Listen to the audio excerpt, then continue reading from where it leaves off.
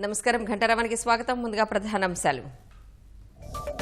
ఎన్నికల సంఘంతో భాజపాయేతర పక్షాల సమావేశం. ఈవీఎంలపై అభ్యంతరాల వివరణ.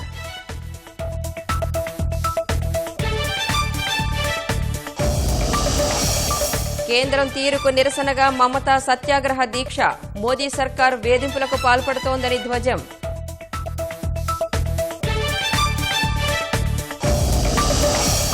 పార్లమెంటు ఉభయ సభలను కుదిపేసిన కోల్కతా ఘటన. సీబీఐని భ్రష్టు పట్టించారని తృణమూల్ సభ్యుల ఆగ్రహం.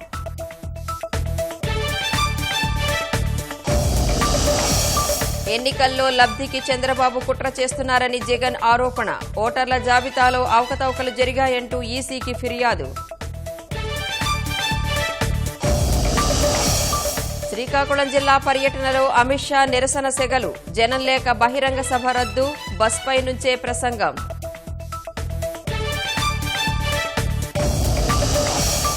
మూడో రోజు పండుగల పసుపు కుంకుమ పింఛన్ల పంపిణీ. సీఎంకు లబ్ధిదారుల క్షీరాభిషేకాలు. వృద్ధుల భావోద్వేగం.